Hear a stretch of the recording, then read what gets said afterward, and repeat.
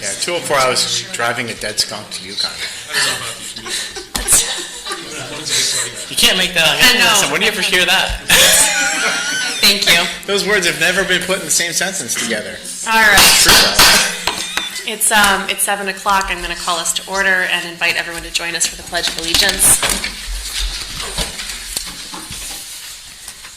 Pledge allegiance to the flag of the United States of America and to the republic for which stands one nation under God, indivisible, with liberty and justice for all.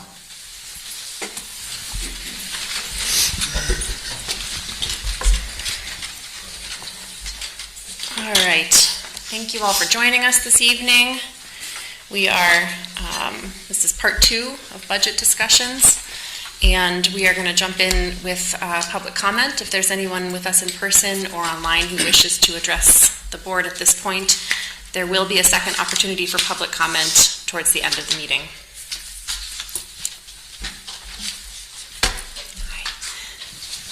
And Julie, if you could just state your name and address, please. Thank you. Yep. Hi, Julie McGovern. I'm at 32 Grace Lane. I love being part of this town. As a resident, a parent of 2 Portland school students at Valley View, and the teacher of the multilingual learners, MLs, ELs, ESL, I appreciate all the important work happening towards providing an equitable education for all students. Currently, I'm the only TESOL, which is the ML certification, teacher for 57 multilingual students in the community. Multilingual is Tier 1 core instruction like math and language arts. State guidelines recommend 40 students for 1 full-time equivalent TESOL teacher. Castaneda versus Picard Supreme Court ruling outlines English language services that ML students are entitled to. Reading specialists are not TESOL certified. ML students are entitled to a TESOL certified teacher to teach their English language development. Similar to how a general education student would expect a math certified teacher to teach math and a science certified teacher to teach science. It is their civil right to have equitable standards of education as their general education peers. The Office of Civil Rights and Department of Justice also have developed recommended service hour standards. I would love to continue this conversation regarding these recommended service hours to the ML population, and I am open to discussing these topics anytime. I love this town and community. I am proud to have chosen it as a place to raise my children. I love my job working with the ML population. They're an amazing, inspiring group of students, and I hope to continue to be proud of the equity and education for all students. Thank you. Thanks, Julie.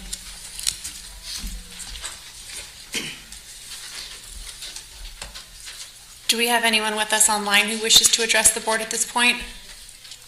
Nothing's in the chat. Okay, thank you.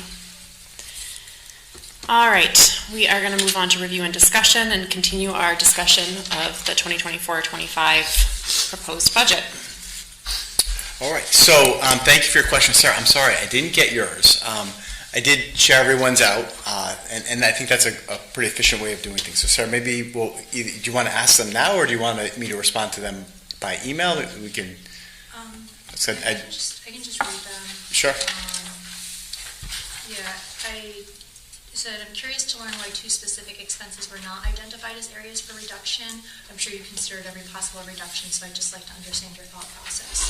The first was custodians. We have 12 custodians across 5 schools, if you count the middle and high school separately.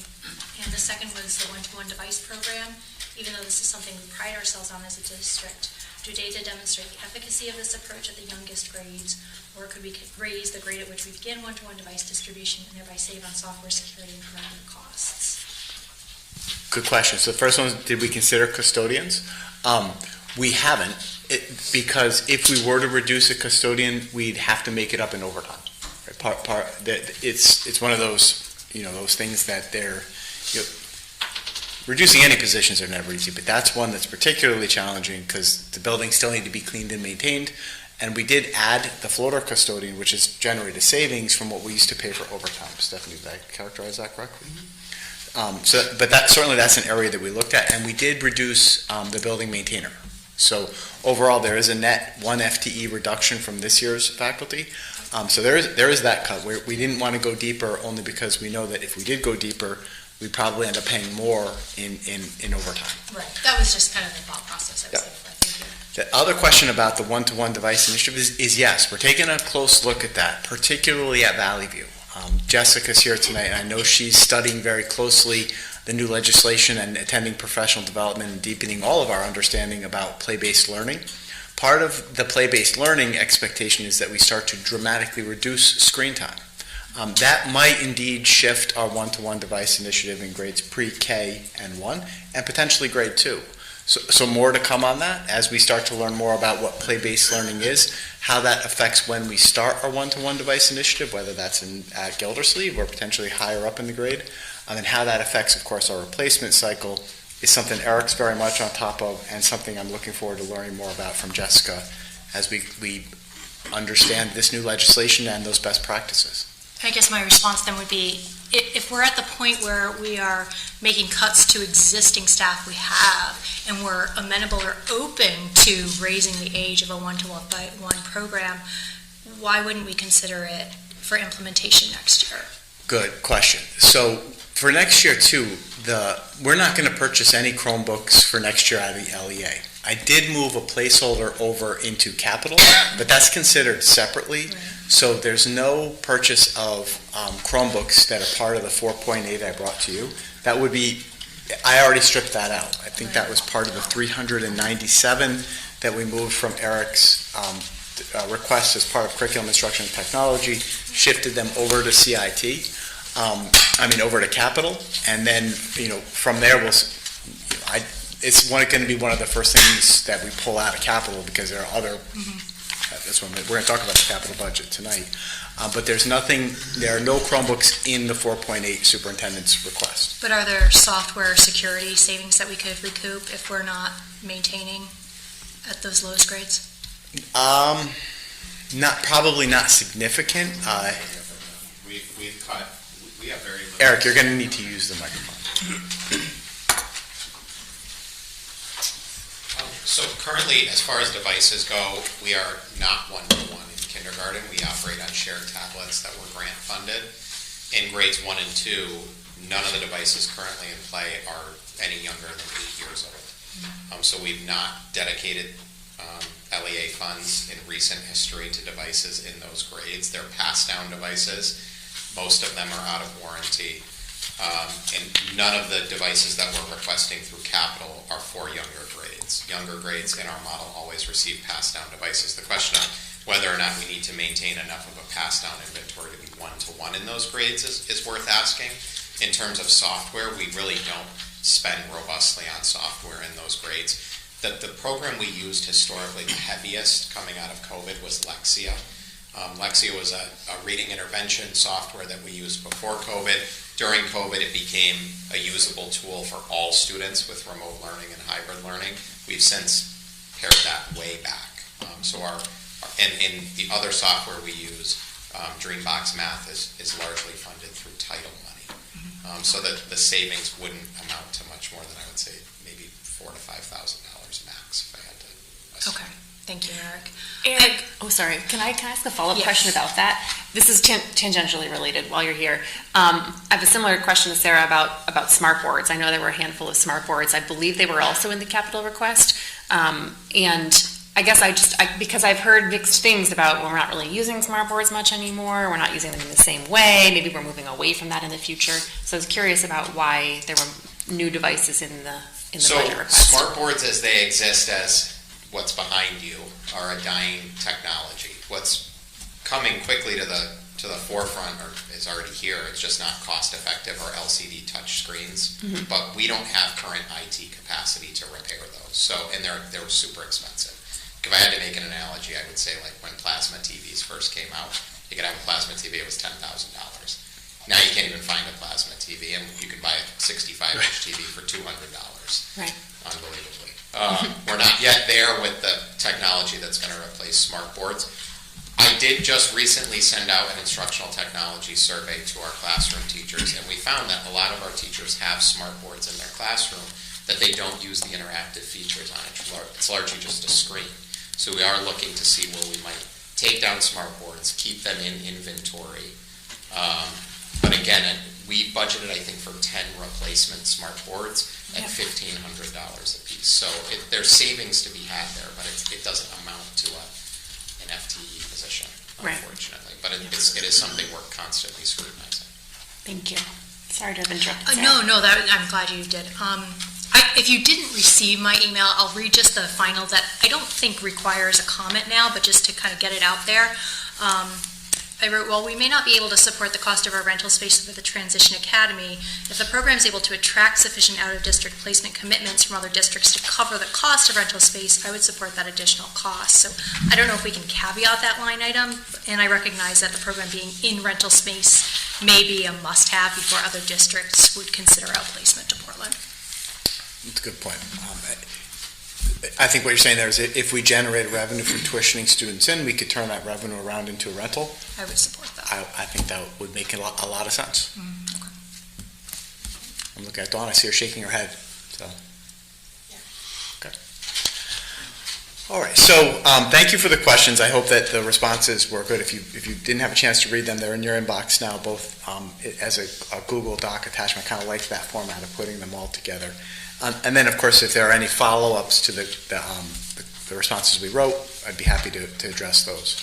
Tonight, though, I didn't get a chance Tuesday. It was getting kind of late, and it was a wild night weather-wise, to talk about the capital budget.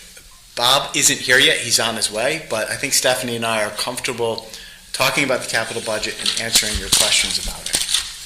So, with respect to the capital budget, we're not going to recommend any capital improvements at Valley View, Gildersleeve, or Brownstone, despite the fact that there are many, many, many millions of dollars worth of capital projects that are needed there. I can tell you that this past storm we had on Tuesday, part of the reason we had to delay was that Valley View was flooded worse than I've ever seen it before. It was outrageous. Water coming down the walls like I've never seen in a building before. With dehumidifiers and buckets and mops, and Sal doing an amazing job. The gym, the cafeteria, completely flooded. We are on such borrowed time at this point with the weather we've been having. Shocking, right? So I just want to make sure that you know that while I'm not recommending any capital improvements there, what I look to as the capital budget really is the Sightlines report, which we're already now past those 0 to 4 year banded projects, and we're moving ahead. I mean, we know each of the elementary schools need somewhere in the neighborhood of $7 to $9 million worth of work. That's, roofs and boilers and taking down that chimney at Valley View and doing all the things we need to do. But of course, that's part of the bigger conversation that we're going to be having, and I'm particularly looking forward to next Wednesday when we hear the results from Great Blue in terms of the survey that was just out. All of the other capital projects that you see outlined there, those have been on there for a very long time now. I think that we just keep pushing those forward, and they're there, but they're placeholders. They're things that have been on the capital, haven't been funded for, in some cases, 7-8 years now. I do, however, have a strong recommendation for 2 capital projects, and both of these were discussed at Buildings and Grounds, and they make a lot of sense. The first is an HVAC upgrade here at the secondary school. So if you'll remember, 2 years ago, we learned that the state allocated a significant amount of money in grant funding for schools to upgrade air quality in their buildings, which, we learned an awful lot about during COVID and how viruses are transmitted in the air and the importance of clean, sanitized, healthy indoor air quality. And here at the secondary school, we have a pronounced need, particularly when it's hot and the air conditioners are running. It gets very wet in here. The air handling units aren't dehumidified in any reasonable way. So if you remember 2 years ago, I came forward with an idea about using $243,000 of our, at that time, remaining COVID money, matching that up with hopefully some town funding, and then getting our 52% reimbursement from the state. That was at a time when we couldn't use the ESSER money as part of our share. It had to come off the top. You remember all of this. And then, of course, this year, we learned that there's year 2 of that grant. I again brought it forward. We didn't have any COVID money left because we allocated it to support this year's budget with the 5 paras, the teaching position. But, of course, we did ask the town to consider what would have to have been a fund balance, and it didn't happen. Next year is our last bite at that apple, right? So we have time to plan now, which is great. Any improvements to indoor air quality that we did here at the secondary school would be eligible for 52% reimbursement from the state. Bob has been in touch with contractors, and we have 2 parts of that request. The first is for what's called a deionization system, and these would be essentially air units, deionization things that you attach to the air handling units that clean the air before it's pushed into the school, which reduce mold count and cleans the air as it comes in. In addition to that, there's still the recommendation to replace all the air handling units that are on top of the building here. There are 8 of them of different tonnage. Replace all of those with new air handling units that have built-in dehumidification systems. That's in lieu of the 2-pipe system that was not put in when the building was built. By replacing the air handling units with dehumidification systems and installing these deionization systems, we would dramatically improve the air quality here at the secondary school and hopefully, if not eliminate, reduce the mold and mildew and general wet feel that the building has when it gets hot out. The cost of that total would be $1.2 million. Again, 52% reimbursement. So for a little more than $500,000, we would be able to match that up with 52% and take care of a big problem here at the secondary school, which was also identified in the Sightlines report and Fryer Architects. Makes all the sense in the world to do that. If we don't do that, the entire burden, this grant won't be here but for 1 more year. The entire burden of that is going to go back to the town at some point.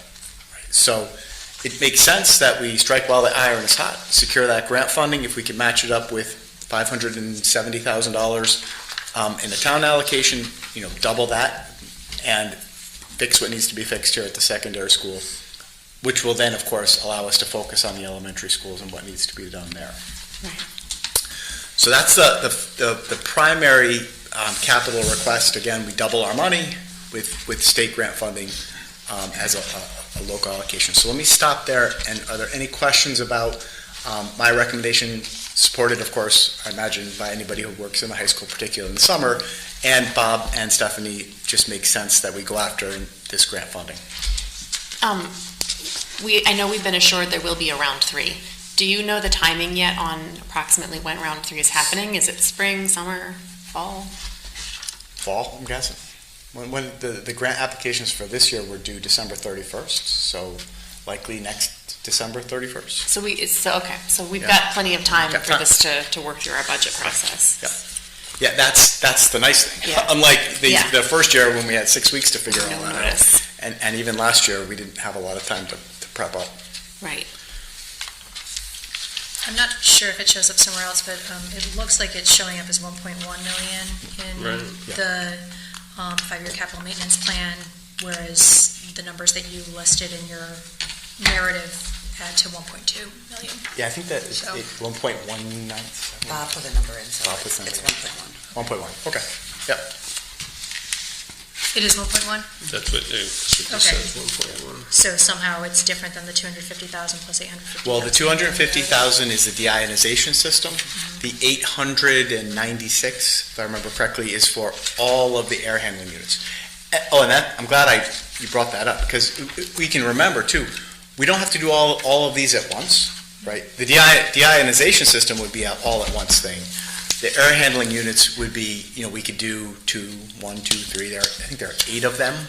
I wish Bob were here to be more specific, but he's on his way. But, we could, if we didn't get the full 1.1 million, and we're able to secure any portion of that, We can put that to work. we could put that the air towards handling units. Correct. Although I think you're absolutely spot on that, we know that these improvements are critical. We know we're going to be paying for them, whether it's now or in a few years. It's a lot nicer to only pay for 48% of it. Of course, yeah, of course. And the best part is knocks that off of what Sightlines and Fryer have Right. recommended as Right. part of the $11 million they identified for the secondary school. Yeah. Otherwise, the whole secondary school piece of this, as we learned from Fryer, is considered deferred maintenance and is not eligible for any state reimbursement. The elementary schools would be, because it would be considered new construction or renovation. Maintaining this is all considered a local responsibility.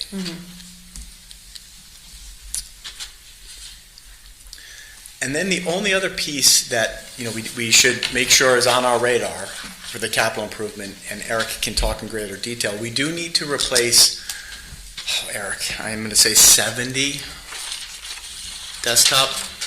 80, okay. 80 of our desktop units, and the reason for that is that they no longer support the Microsoft Office suite. The sort of span of those has gone out of time. Right? And the big problem there is that they become a cybersecurity threat. If they're not updating with the appropriate credentials, it opens up to ransomware, malware, all kinds of other terrible things that if the bad people found their way into our systems through those out-of-date systems, it could lock us down and seriously jeopardize what we're doing. Eric would be happy to give you some more details on that. That was pretty layman's description of it, but at the end of the day, we need to replace those. Otherwise, there's a very good chance we're going to unplug them and not have them used at all. And those are all secretaries and teachers' desks. They're a little bit everywhere, right, Eric? You guys want more details? Yes, Yeah. please. Yeah. Please.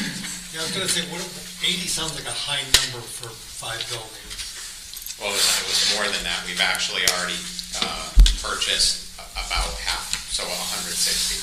So remember, that's every desktop in the district. So where we have smart boards, those are hardwired to desktops. It's impossible to run smart board software off of a Chromebook. Secretaries, we do have student use desktops in some of our computer labs. Our 8th grade tech lab is a lab full of desktops. So Windows 10 is sunsetting in 2025, and Windows 11, that's not what they're calling it. They're calling it Windows Next or something, but they will stop providing security updates for Windows 10.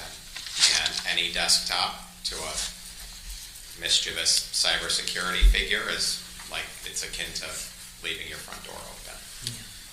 And so we have done a hard audit of what are mission critical desktops in use in the district. These are desktops that are either teachers depend on for daily use, secretaries depend on for daily use, or are regularly used by students, and the number remaining is 80 that we have to replace. How old are these devices right now? Well, they were purchased, some are as old as 12 years. We have been patching things together, like you could replace what are called SDS cards in a computer hard drive and kind of limp it along to keep receiving security updates, but that was still predicated on it running a current operating system. Our desktops aren't capable of handling the specifications of the new operating system that will replace Windows 10. So we would literally have to unplug them. Even if they're still functional computers, they'd be a constant threat, cybersecurity threat. So that's in capital. So my two main priorities are let's strike while the iron's hot, get the 52% reimbursement, and do all of them or as many as we can. And of course, we need to address this security challenge with those remaining desktops. But that, Just a quick question for Eric. Do we consider, I know desktop models are kind of dinosaurs too, but are we considering either bigger laptops or other things that maybe are less expensive than buying the big server type? Desktops are actually cheaper to purchase, they're more durable, they don't travel, and our IT staff, it's much easier to repair a desktop than it is to repair a laptop. Our laptops, we've taken the stance of Chromebooks are sufficient for laptop devices, and so we don't want to create a two-tiered system of high-quality laptops and Chromebooks. If we have laptops in the district, they're Chromebooks. If we have desktops, we're getting the base model desktop that we need to function properly in a cyber secure way. And I will just add, we're only talking about desktop towers. We're not purchasing new monitors, new keyboards. These aren't complete setups. They're literally just the hard drive tower. Yeah, thank you. And Eric, this $278,610 in capital, it includes those 80 desktop units, but it also includes Chromebooks and smart boards, right? Yeah, so the reality is we have an opportunity over the next year or two to normalize our Chromebook purchasing. It would not have to happen this year, but next year we will have to make a determination if we are going to fund Chromebook replenishment through LEA budget or through capital request. And as we funded it historically through capital request, it's been big batch purchases. We want to break away from that model. We want to get into a regular replenishment cycle. And you'll see in my board report, I'm positioned to present to the board again what that might look like. But it's making sure that Chromebook replenishment is a fixed cost within the LEA budget versus relying on capital. And we're not there yet. So when I made my presentation a few years ago, I said the tsunami's coming in 25, 26. It's 1,000 devices if we keep relying on capital, because the reality is it's a once every 4 years is how we fund it through capital. The town has said we don't want to have multiple leases running at the same time, so we do a big batch purchase. It's really not an effective model, but if we're going to fund it through capital, that's what it's going to look like. So what we tried to do was offset the tsunami next year by funding half of it through capital this year. So rather than 1,000 devices next year, it would be, if we stay the route of capital, it's 500 this year and 500 next year. But again, knowing capital doesn't love to run multiple open leases at one time. And the devices, the 500 that are included in this year's request, that's a purchase or that's a lease agreement? They're really finance agreements. They're not leases. You take the agreement and you get a 4-year cost. Okay. And then at the end, you buy out the device for $1. So it's not akin to like leasing an automobile where you have a big bill waiting for you at the end. Yeah. But at the end of 4 years, it's important to note that these devices are out of warranty. Right.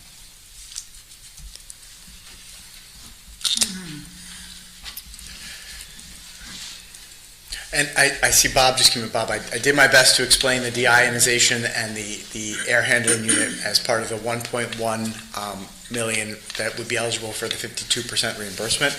If anybody needs a reminder, I know we did a presentation and we had discussed the air handling units, but Only Buildings and Grounds has talked so far about this deionization system, which purifies the air before it is pushed into the building. If you had any technical questions or other about how we found this group or what we're a company that would provide this system or any of the details, Bob, I see Bob just came in and we could answer those. This is a system in lieu of going up in the ceiling and doing magic stuff up The there. three-pipe thing, yeah. Stuff, pipes and things like that, correct? Yeah, so it's a system that we can incorporate into all of our air handlers here at the school, at the secondary complex. Outside of dehumidification, that's a whole different portion of what we still need to do. But this meets all the standards that are currently set forth by the state as far as trying to develop a plan to increase your air quality on the positive side. So it's a device that can be put into an air handling unit, and it ionizes the air, and it reduces mold spores and many other hazardous things that are in our air. The nice part about them is that they can be removed and used somewhere. So in other words, if we have to replace an air handler unit because of its age, which many we do and will have to do in the future, the device is still good. Okay. It can be installed from one to another. It works independently, and it just goes into the inlet portion of our air handler. So it's gonna make some pretty incredible improvements to air quality, because we certainly have an awful lot of air handlers here that need that, and it meets the standards that we have to certainly be adhering to very, very soon. So I did some investigation and found these companies that are out there, and this one in particular, really helps with the grant side of things. And they have basically 100% success rate writing grants for these particular type of systems for schools. So, Writing grants, like for the grant that we will be going after, is that what you're Correct. talking about? Yeah. Not, I guess I'm asking, is there a separate pool of money that's available for these types of units that we should be considering as well?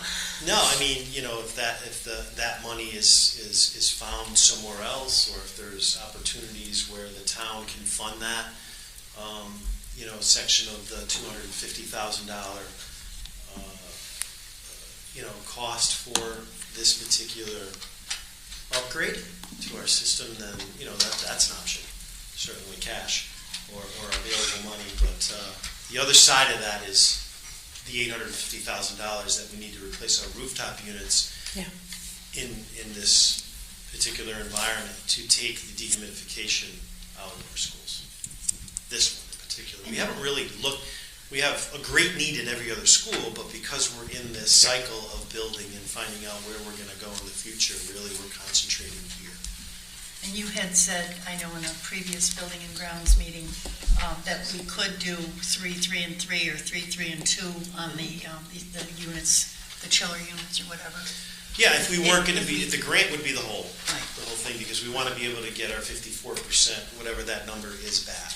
So that would be the key to go after that money while it's available. I think we only have another year that we're going to be able to, feed from that money. On the air quality side is $244 million that's then put aside and available to help our schools, fund these projects that were mandated to do by 24 this year, the end of this year. So we already did our questionnaire, we already spent time doing investigations, and they already know basically what we have in our schools and what we don't have.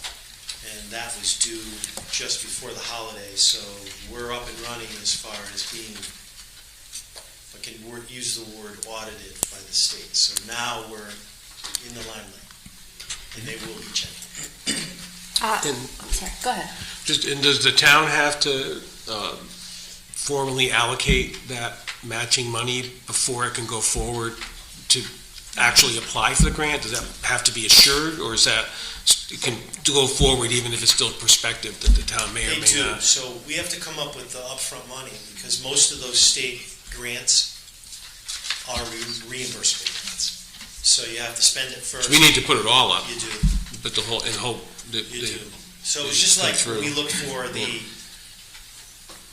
grant of $850,000 last year. It was very difficult for the town to find that money up front for us, both the Board of Ed and the town, to be able to fund that project in front of the reimbursement. Right. Those are the difficult ones. They really are. Grants, there's two different, either you get your money up front or you have to wait for the reimbursement. Most of the state grants, and I think Stephanie is pretty person that most of them are all reimbursements. All the state You have the grants. money up front. And you have to have that commitment. You've seen on many board meetings, you have to have the resolution. in right, they have to, Yeah. right. that money's been available and approved to be used for that before they would even recommend or give you the grant. Can I ask about these, about the new air handling units with the dehumidification systems? Is the upkeep, the lifespan of these units, the anticipated necessary repairs, is it kind of similar to the air handling units that we currently have, or does the dehumidification piece cause any differences in terms of what we should expect for the future? No, I mean, so obviously the systems are 18 years newer, so the technology of the systems is much better, they're more efficient. So the efficiency of the system and the ionization units that are part of the system, as well as the economizers, which we don't have now, help reduce the energy cost for dehumidification, because that's an expensive process. So because we're that far ahead on technology, if we had dehumidification systems in the schools now from old technology, Stephanie would be just about ready for electrical bills. So although the dehumidification, because it's not the cooling system that we have now, would have to be an electric powered dehumidification system on the roof as part of that unit, because we don't have a chiller system that would work. There is an energy component to that, but because the systems are such better built, that is pretty well offset, so we hope that. But maintenance will be the same. Okay. Air filters for a while, hopefully nothing. But we're maintaining these as well. I've been on the roof in the snow already, but we're maintaining these, much more because of their age. And some will need to be replaced soon, very soon. Like before we get into this whole building project, and we've been talking about that too. Right. So we have to make arrangements for that. 'Cause What is the expected lifespan on those units?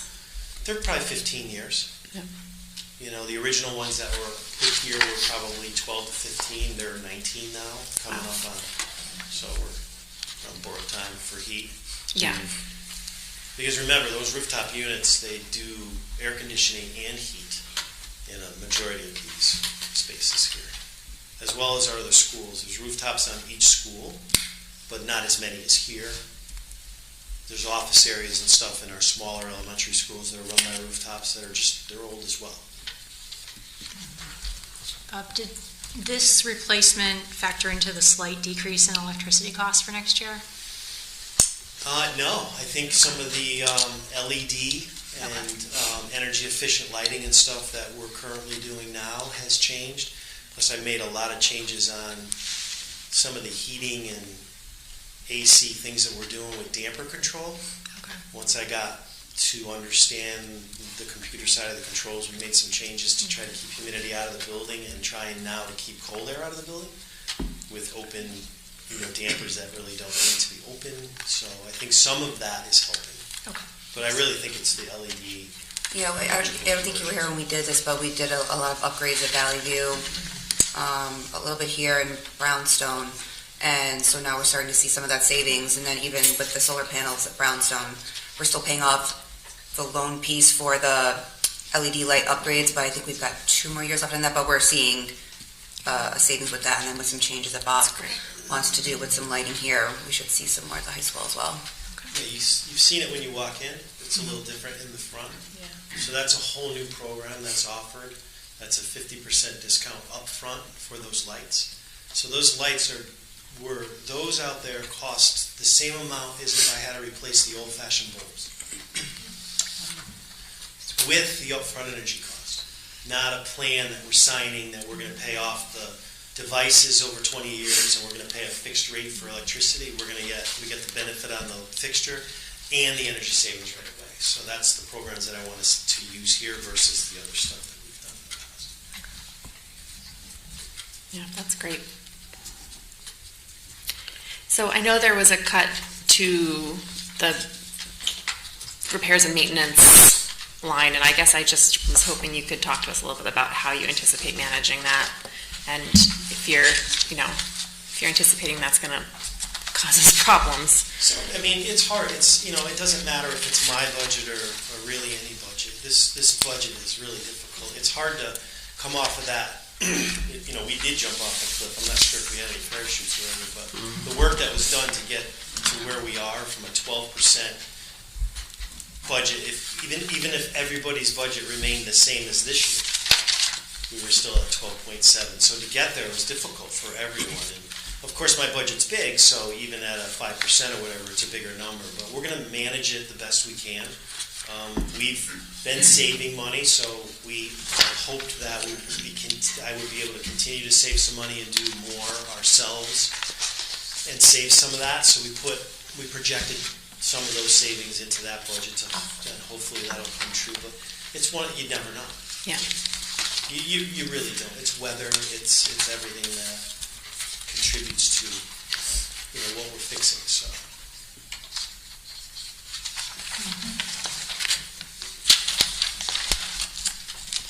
Are there any other questions for Bob about the capital request for the HVAC units or about anything else in the budget? Thanks, Bob. Thank you. All right, so I just want to make, if there's no more questions about capital, and just as a reminder, capital isn't part of the 4.8% that I brought you. That's separate. That's considered separately. With our long-range committees and other groups that are going to take a look at that.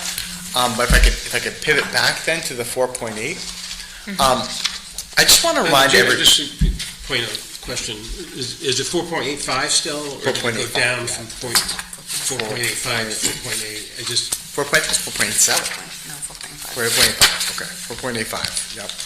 So, I just want to remind, I understand how complicated that number is, both as a large number and the significant cuts that went with it. There's still one, of course, big moving piece of this, and that's the insurance. You know, the bids are going to come back, we're going to learn that in February.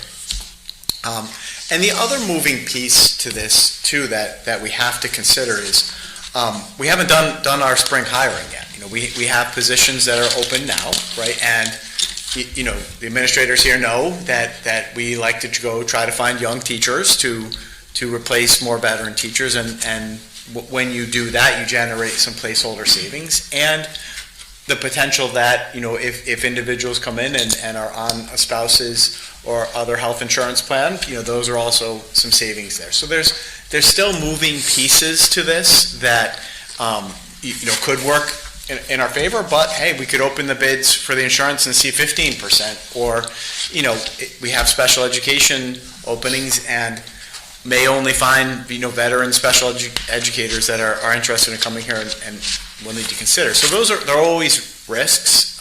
So those things move for and against us. I just want to put that out there as a reminder, and those are the kinds of things we think about. We also don't yet know our kindergarten enrollment. You know, we won't know that until almost the end of the summer, right? I am, you know, projecting or anticipating a decrease based on the new legislation and the policy that we're going to have a second reading on next week. We may only need 4 kindergarten positions if we only have 60 kindergartners because of the change in the age. But hey, we might have 100, right? I could be back here asking for a 6th section. So there's lots of things that are still a moving piece of this. And of course, as you know, special education, my goodness, we could wake up tomorrow and be in a challenging situation or in a less challenging situation. Things change that quick. And certainly I would keep you apprised of all of those things. I just want to make one statement that if you were to ask me now, Charles, which of these FTE reductions, you know, are you most concerned about? Well, the biggest knot in my neck would be around the ELL position. That would be one that I would want to get back to full-time as quickly as humanly possible. Right? That is an area that I would be looking and coming to you. If you approve my budget right now with that reduction, and I were to come back to you and say, hey, the insurance bids came back and it's not 10%, it's 8%. There's that saving. Please let me put that ELL teacher back to full-time as quickly as we can, because, of course, those are needs that we're obligated both morally, ethically, as a function of our equity, and statutorily to do. Now, I have Eric and Dawn and a very talented ELL teacher taking a look at this program, and I'm going to keep you very much posted on it. But that is the one position, if you're asking me, Charles, what keeps you up at night, that would be one that keeps me up, and that I want to get back to full-time as quickly as the placeholder savings came in for us to do that. The other ones are equally painful. Don't get me wrong. I'm not suggesting I'm happy about any of the reductions I'm suggesting. I'm just putting out there, if you were going to ask me to prioritize which one I'd want to get back as quickly as we could, that would be the one I want to keep on our radar as a place that I'm particularly concerned about.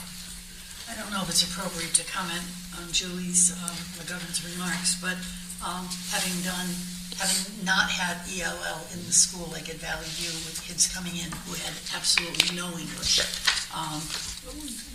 The computer teacher, Diane and I, managed to do ELL with the kids, and we're not qualified, clearly. I would say I wouldn't go for this budget unless we put the ELL back in and we figure out how to fund the other half. Because you can't teach kids anything else until they have the language ability. And 57 kids to 40, the prescribed number of 40, she's already well over her numbers. So I wouldn't support a budget unless that was replaced, that position is back in full-time. And can we talk about what that 0.5, making that cost 1%, does that change the budget? What is the difference between Julie 0.5 and 1.5?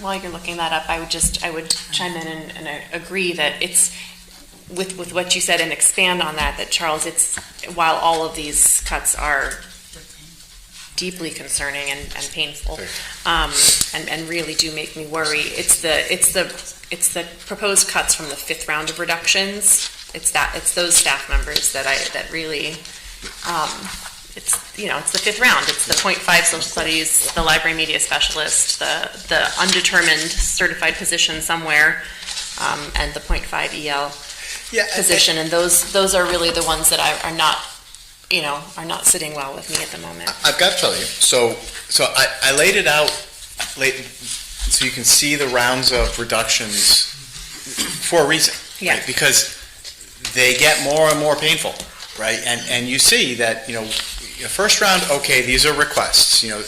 I would love to see Eric have some administrative support. I would love to see 2 library media specialists. I would love to have that additional. We don't have them now.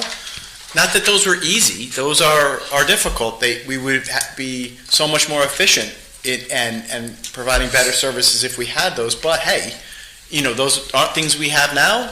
It's not things we're going to have next year. So you see how, as you get through those rests, I think for you to say when I get to the fifth round of reductions, I start to get skirmish. Yes, us too. Like when we sat right across the hallway over there, and when we're realizing that before we even get to the fifth round, we're at 6%, and we're all realists going, what budget ever has gone through with a 6% increase? Going, we have to do this, and I'm telling you, there they are. I can see physical pain when we're starting to talk about these things, programmatically and position. But we're realists. It starts to get. And I'll tell you, if you think fourth round is painful, if we got to fifth or sixth round, like if I had to go, that's going to even be more disturbing, right?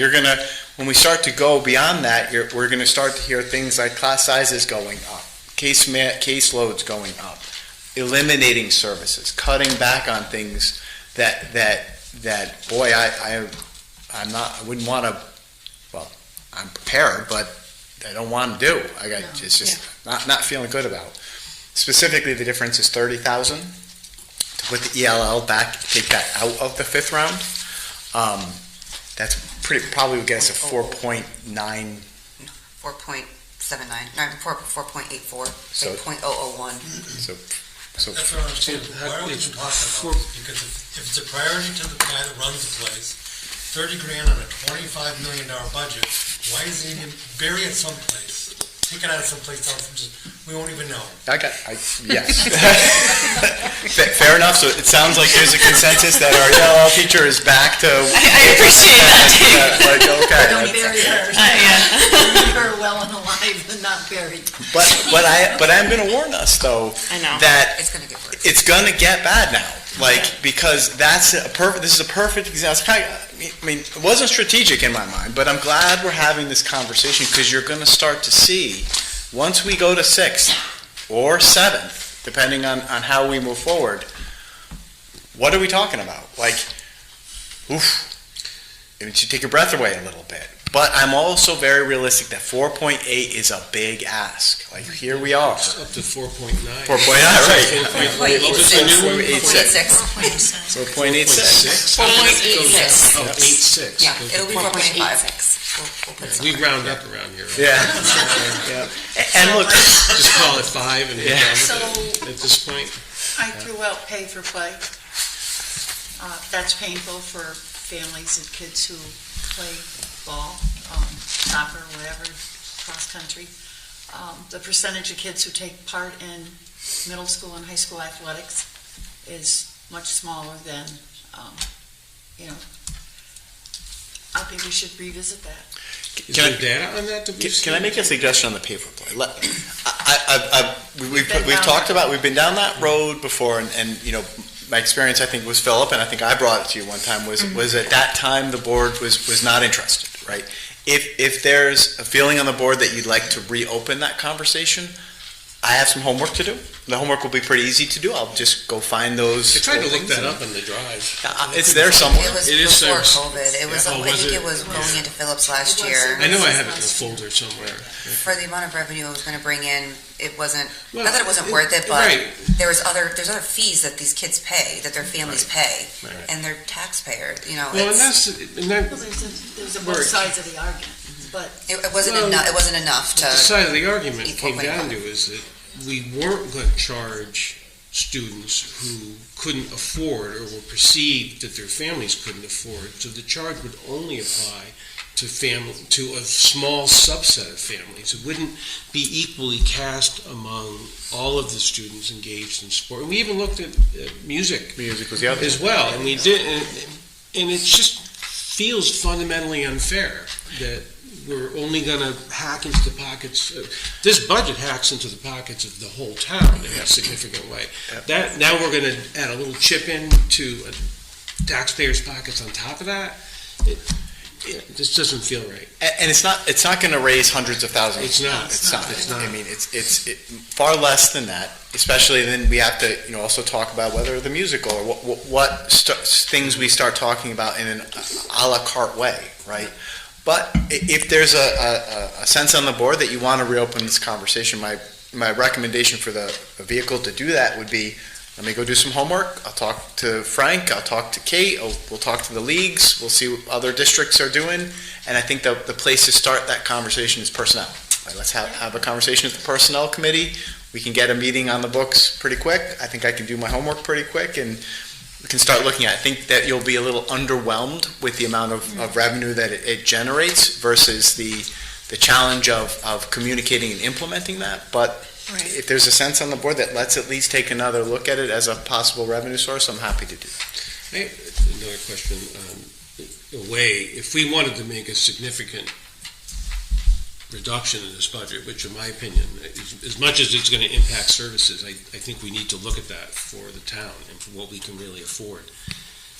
One of the things you had highlighted was running all these schools. We're running 5 separate buildings. And I know in these discussions we've had, it's been said that, well, we could close the school tomorrow. We have the space. If you move people around, that there's sufficient space. Is that something that this board should look at now with you to say that a 5% increase is huge, and it's still, people are going to be very unhappy with what we need to do to even achieve that. I don't know, is that something we should look at? Is that something that's even feasible at this point?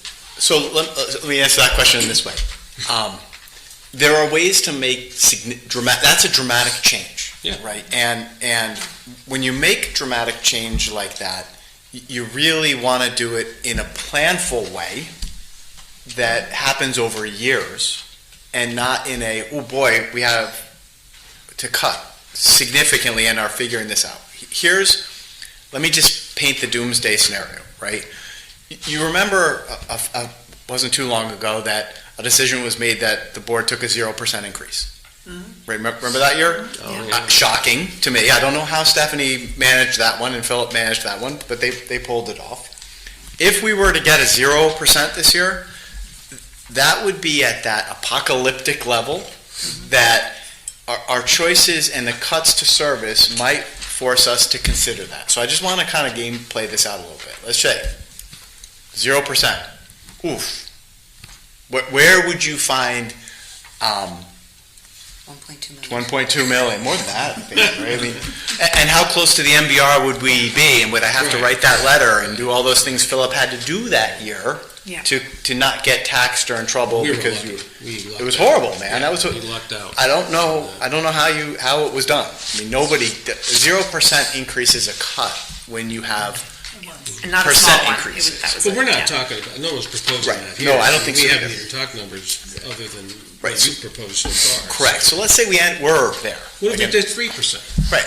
3%, I don't think we would want to consider the apocalypse. Yeah. It would be tough, but I'm talking really like, wow, we are in a pickle here. Right. Sure. Could it be done that between now and next September 1, we reorganize in a district in a way that Valley View was mothballed, kindergarten pre-K, kindergarten first and second move to Valley View, 3, 4, and 5 move to Brownstone, and 6th grade move to the middle school. And the savings from that would be a reduction in administrator, a reduction in secretary, a reduction in custodian, a reduction in ancillary support, nurse, library media, PE. Let's say that was done. You could do it. I mean, we know that we have the square footage, the classroom space to do that. Now, that would be jarring to that leadership team, to the parents, to the students, to the teachers, require moving everybody all over town, figuring out how to mothball a school, and communicating how we're doing this. Right. Could we do it? I think we could. Would you might be looking for a new superintendent or a new leadership team because it would kill us. And if we were to make that change, it's a great thing to do long term. I'm an advocate for reducing the number of schools we have. I've been very clear about that.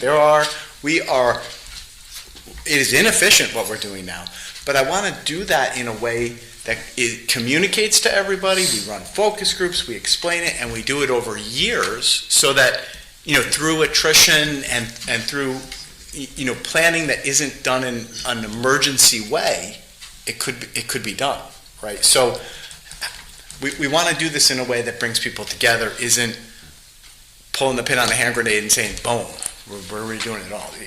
You following my steps? Could it be? Oh, certainly. Yeah. Oh, right. Yeah. I'm just saying, because it feels apocalyptic here with, Right. because you give us this budget, it's already, to me, it's very high, but then, part of the team wants to add back in, which we just did. Yeah. More stuff, and how long we keep talking, how much more will get added back in. Yeah.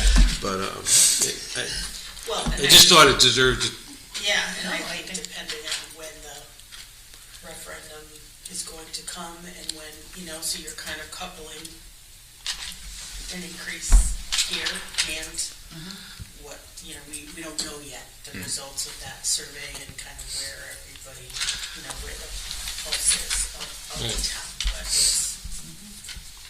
right, because we're going to be asking the town for a really heavy lift. Yeah, but it's really important to say, we're asking you for a heavy lift that is going to generate short-term and very much long-term savings. That if we do this project right, it is a win-win.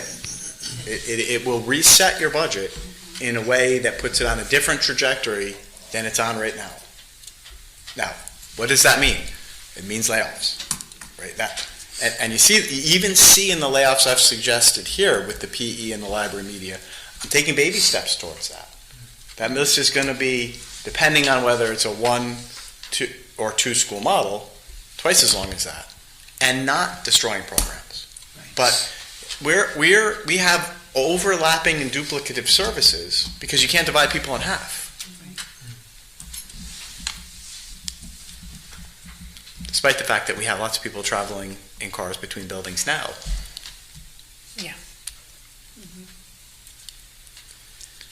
I wondered if we could just go back to the pay to play, because it might be worth, before sending these folks off to do extra work, just getting a little bit of a sense of where the board stands, whether it's worth that effort. Is that fair, Meg? I just throw that out there because there are different models of pay for play. And some districts end up with extra money at the end of it and roll it over into the next year. And we could talk about, we could find out what districts they are that have done that successfully and not so impactful on a small group of kids who can afford to pay the extra money. I think we have to look at various models and see. But I know transportation for the football team is very expensive and it's a handful of kids. Can we use the special ed van to take the kids over to Cromwell instead of a full-size bus? I think there's conversations to be had that are not going to necessarily solve the immediate problem of the budget and what we approve going forward. I also suggested regional outreach for transportation to see if we can tie up with East Hampton or East Haddam, who are also driving kids to Old Saybrook or going up to Hartford and whatever to the therapeutic centers. We are so I met with John Hipsher today, and we are doing that to the best of the ability that we can. We can. Of of situation. So we are doing that for at least 4 or 5 students. Will that impact what has been proposed for this? No, it's new currently budget? happening right now. Oh, so it's already, So it's already. it doesn't change Doesn't the change. fiscal outlook for Yeah, next. and the other thing, too, Unless somebody else gets added on, then it would cut it off. Again, could we enlarge that consortium? Because I think this is a larger conversation about transportation, before we jump into that, can we go back to Sarah's question about the pay for play, and is this worth, does the board have an interest in investigating, learning more about this at this point in time? And I'm not offended either way, because I can go either way, but I just thought it was one more part of the conversation that we should have. Yeah. So, I'm wondering how folks are feeling about it. Is it worth learning more about? I don't remember, so I'd like to see some updated data. And Yep. if it's not a big number, then why go through the hassle, the bother? But if it's, if they could put a chunk in something, then it's a possibility. Yeah, there was a lot of stuff that we looked at. I remember when you said football, it reminded me, that was the a la creme sport. That was the most expensive per student. But it's not housed Right. here. We But, just pay right, for it's Peter not in-house, Cromwell. right, so in transportation played a big role in that. And I remember the least expensive was cross-country, so everybody should just be in cross-country. Because there's more It's the students. lowest overhead to the entire district. And it's such a lifelong sport. What's that? it is. Oh, it is. It is. You can't play football. That's right. we don't have hockey, so thank goodness for that. Sarah, how are you feeling Yeah. about it? Are you feeling like it's worth it? You'd like to learn more, or no? I don't have a personal passion around that. I think at the same time that we talk about student services and the increased cost there, here we have a whole group of students that benefit tremendously from athletics, and to in any way potentially pull back on that. I mean, it can even be hard to request financial aid, even if that would make a difference. So obviously, if everybody else is interested, they pull the numbers, I'm going to take a look. It's just not an area that I feel comfortable asking people to pay to do. Can I just clarify one thing? I think you're asking, is everybody comfortable at least continuing the discussion? I don't think we're saying we want to do it. I think you're saying, Charles, go do your homework and Correct. and let's take I a look. just don't want you to have to, It would be minimal homework. I can do this pretty quick. I can see Miss Lawson's wheels turning already, so. Well, we had spreadsheets and we had other It was towns. before There was Google, I think it was data. before Google Drive, though. I got a lot of emails. It was I could pre-COVID. check It was in. at least 4 years ago that we really dug into it. We brought it up briefly within the last year and a half or 2 years. I mean, I'm interested in get some updated figures on what potential revenue might look like. If we're talking $20,000, I don't know that that's worth exploring. But if there's a significantly larger amount of money that could be brought in, that could, save a position, and impact student learning, then I do think it's worth having the conversation and exploring that. And I absolutely share your concerns, Sarah, about how students and families are impacted. I think we all do. But I do think that it's worth it to do our due diligence and at least explore what that might look like at this point, given what we're facing. Yeah, and don't worry about the time it takes. I'm happy to do it, and that's what it'll be. All right, so we'll plan to convene personnel at some point to discuss that piece. And now we can go back to transportation, because I think there were some questions around transportation, and I wasn't trying to cut either of you off earlier. Yeah, I was just going to mention, so, in terms of Dave, when you sent your email about transportation, Stephanie, Dawn, and I had just had that conversation. One of the drivers of transportation, I just have to take us back. If you remember, we got out of the transportation business, right?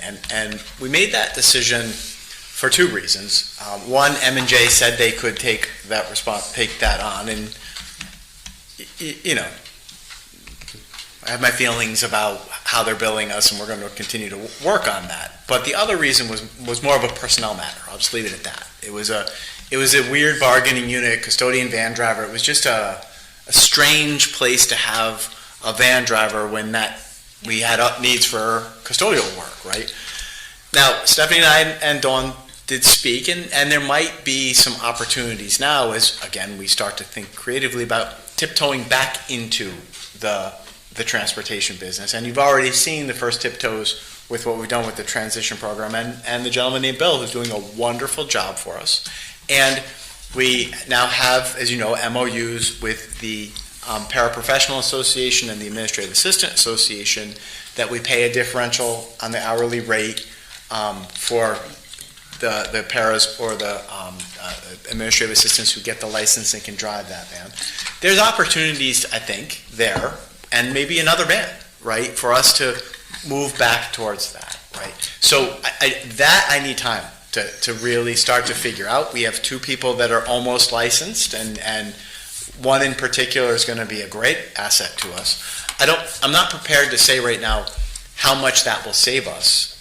There are potential savings there, but I've got to do some work to get us there, and I certainly think I can do that before the end of this year.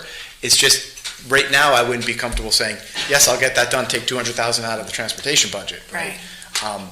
But maybe over time, I need the ability to work with Dawn and Stephanie and potentially Rebecca or our associations to get towards that goal of tiptoeing back into the transportation business and not simply relying on M&J or our other vendors. So Charles, and what you're saying, sorry, Meg, are you and Dawn entertaining the district driving students to their outplacements?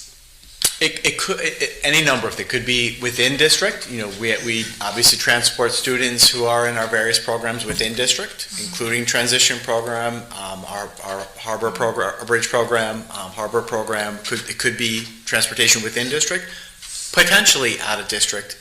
But again, that I'm going to have to lean into Dawn, and we're going to have to figure out what routes make sense to do that. I don't think that this would replace our need to use other vendors, including M&J, but it would help supplement it at a lower rate. Okay. Yeah, we just don't have that level of detail, I think, of what the costs are associated with outplacements as opposed to we got transportation. You want to pass that up? So Stephanie did some homework because we knew this was going to come up. Thank you. Meg, sorry, jump in. No, that's okay. Again, owning vehicles, paying drivers, insurance, all of that, gas, whatever, diesel, whatever fuel, unless they're electric, and that, there are, actually, I keep getting this in from New Haven for that electric school bus initiative. Is there enough for doing another copy? Yeah, I'm passing it. There we go. Sorry. Oh, you have enough? They have enough. There you go. So I think Yes, just more than one the cost thing. associated with maintaining a vehicle has to be figured in as well.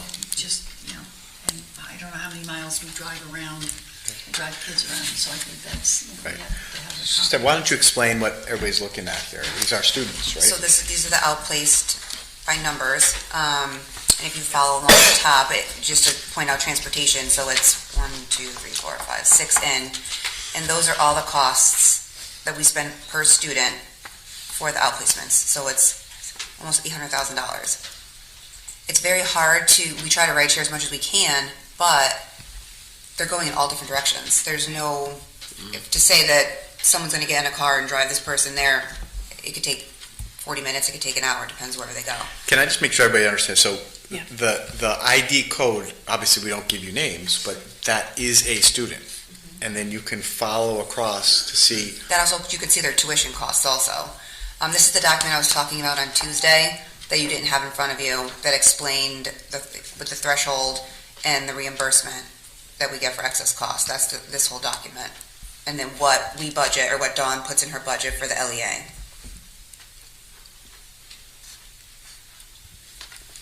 So the last column. The last column what is we the actual net. budget that goes into the budget. Right, that's our net Mhm. cost from all the. That's just tuition. Then you have the transportation column, which is the separate piece, that's its own. Oh, okay, so you're not totaling across the board. And what's the ESY again? Extended school year. Extended school year. Summer. Thank you. It's our summer program. Right.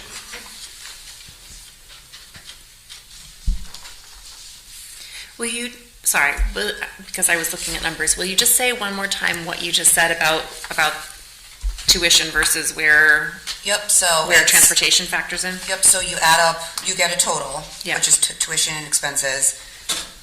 then you have the transportation piece. For the purpose of excess cost, you total everything, and so you'll see the third to last column, total less the 92,293, which is our number for this year. So Right. that's where it reduces that off the total cost. Then the second to last column is what we're anticipating to get for what we're anticipating to get for reimbursement At 74%. at 74%. And then what the total column at the end is what is our net that goes into the budget Okay, got you. for tuition, and then transportation is its own piece. Oh, I see. So the last column, it's broken out, tuition. Right. So that's why I see. it's not in color. So that 583 is the total, but the 1244833 is the total Big total. cost of everything. Okay. And then 435 and 299,380 is the transportation, but on top of that, we also have the one bus that we pay for in the contract. That is the everyday bus that goes for the special ed program, and then also all what Charles was saying, all the in-district life skills, bridge to harbor, to all the different schools, all those little tiny little pieces in between. We pay for every hour if that happens. Right. And that's why, like we said, we're trying to be creative and find ways to, if we hire a van driver, or if we contract with M&J to have a person for an entire day, that would be savings over piecemealing and all these different So one things. person would pick up. And you have one designated because Right. even trying to find people, Olivia's been very good with coordinating with M&J right now to fit whatever she can within. But we had to add a preschool bus because they were getting to school too late. So things come up that you don't expect to happen, Right. and that's what drives all the costs up. And those aren't in excess cost. Those are all on us because they're not. It's got to be student specific for excess cost. So if the student's cost isn't that much, you can't get anything back for it. Right. Transportation for ESY is very expensive because we have to transport everybody that goes to ESY is mandated. We offer transportation, that's a huge lift. And does that factor in? That's not on this page. This is just outplacements.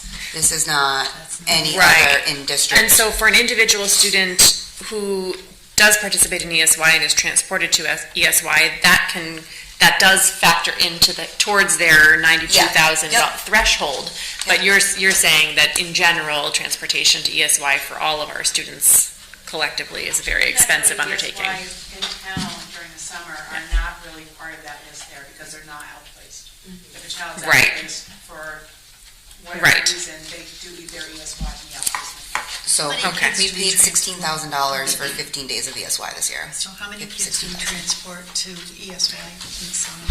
Would John, you want to guess? use the microphone, Because just so people It's online not can the hear whole you. population of kids with Maybe we should have a director of transportation, somebody that can really focus on this, because it sounds like it's pretty much out of control. Yep, that's just about what Olivia is. Yeah, Olivia spends a lot of her time doing transportation because we don't have a director of transportation. Is she an expert in this field?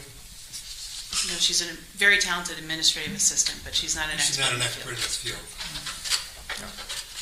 I would have loved to have taken this off my plate. This is an incredible Well, I lift think for we our should do that. office. When it starts to be over $1 million for transportation, that warrants a position. In my You're business just gonna pay more background, money then. that warrants a position. So somebody asked about, I didn't hear the question The about number of ESY. students that we do transport, I know that this is only about the out-of-district placement, but ESY students, how many kids actually attend that program in the There's summer? about between 50 and 60 kids that 50 we and 60 transport. kids. And remember, because we're a nice spread out town, we can't put everybody on one bus. I'd love to say we're going to use 2 buses, but I think last year we used 4 buses, right, for ESY? It was 3. 3, because we had to have it so that we could get everybody home in a reasonable amount of time. Right. Okay, so that's a good chunk of. It all adds up, every piece of it. So when you responded to Dave's email, you referenced that you were currently talking to M&J about whether there's the possibility to negotiate more favorable rates with them. I know we're under contract with them for our regular transportation needs. Is there room for movement from them? I mean, you just mentioned briefly that maybe having someone full day versus the piecemeal piece. Is that an actual path forward for us? So we can't change the actual rate because that's in the contract. Yeah. But we can get creative or instead of, like I said, instead of getting 5 different buses at different times, have one designated person for the 7 hours a day. I calculated it because they would take the hourly activity rate. It's like $77,000 to have somebody for an entire year, every single day, 7 hours, as opposed to right now when you add up all of our little in-district pieces, midday runs, it's $137,000 we're spending right now on that. So what's the delta? What's the difference? 73, 80, 13, 20, about 50,000. Could one person cover the needs that we have though? When's So your Olivia's- contract up with M&J?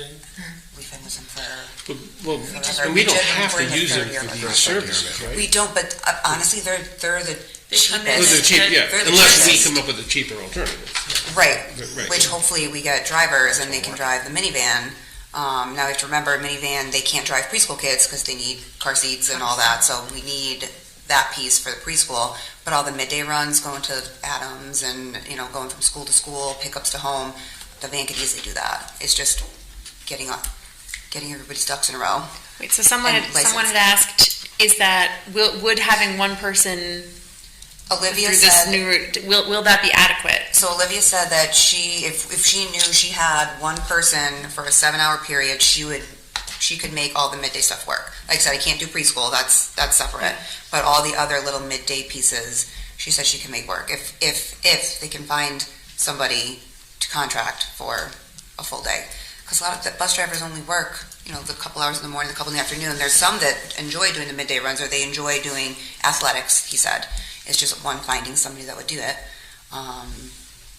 But like I said, he's going back and he's looking at things for us, other options we may have, at least for this year, to help offset some of the costs with that. Because like I said, this is really huge, compared to the budget we had last year, going into this year, it's, like I said, it's a lot, way more than what we anticipated.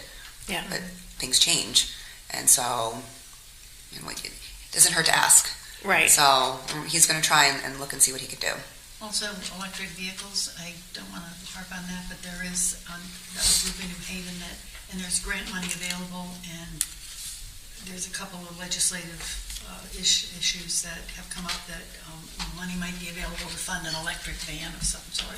I don't know. If that Surprised makes the a gas isn't that difference bad right now. The gas and diesel prices aren't that bad right now. No, they're not.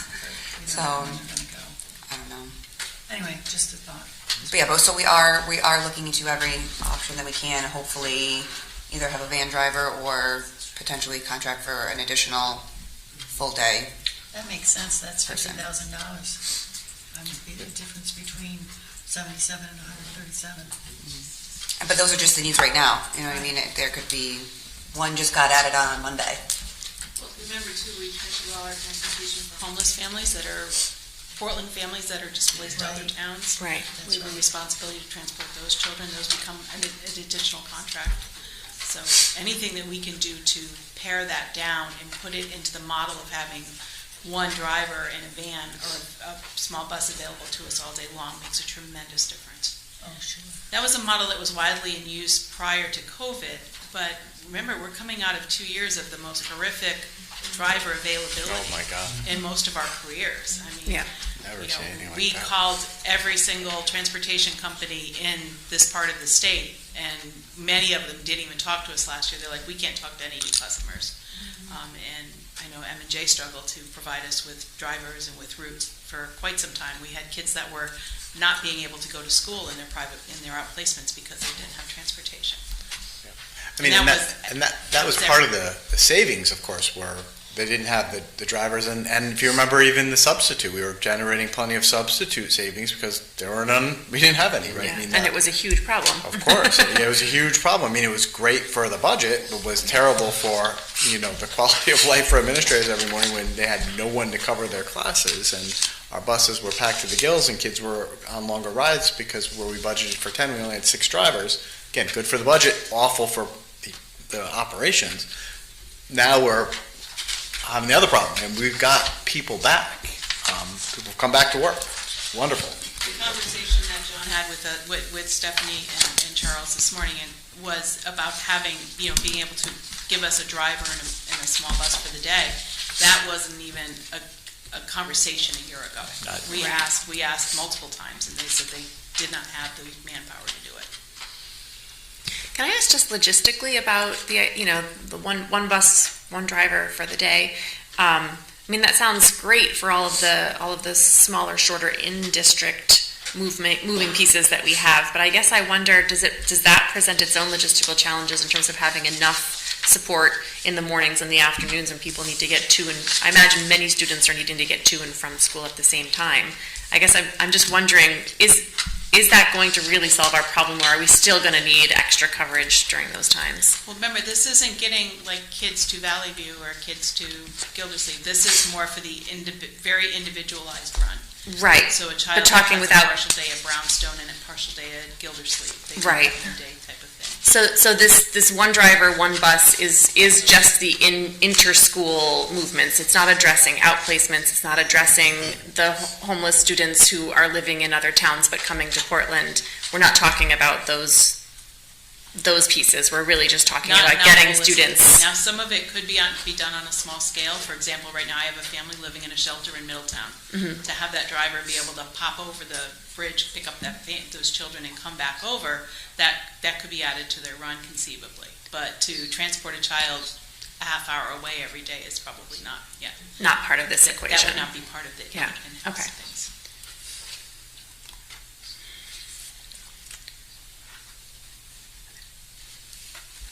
Thanks, Dawn. So can I just make one other? Yeah, please. Move us forward a little Yep. bit. So I want to recall with you that the year of the 0% increase, take us back. We could go and read the minutes and see the tape. But what the Board of Selectmen said at that, when we heard it's 0% increase, was, we're going to give you a 0% increase, but we're going to backstop you. We're here, right? If you get to a point in the year where you're running a deficit, come back to us then and ask for a supplemental. Do you remember? Those of you who were there remember that, right? And credit to Philip O'Reilly and Stephanie. Somehow they managed that year, and the winds must have somehow blown in their favor. I don't know how you did it, but somehow, whether it was insurance or hiring folks at lower step increases, or I don't know what you did, but you managed it, right? Now, I'm bringing that up for the following reason. What I've given you with my 4.8%, with that reduction now of 8.1 positions, not 8.6, really is bare bones, right? When you start going below that, one of the first places to look, of course, is special education, of course, is this transportation, but that's scary, right? That's scary. And what do I mean by scary? It means that if we get to a point where we have to fund those things because they become part of IEPs and are mandated services that we have to honor, then Stephanie starts telling you, like she did last year, like she's done this year, and like she might be doing a little bit next Tuesday, although it's not as bad, hopefully,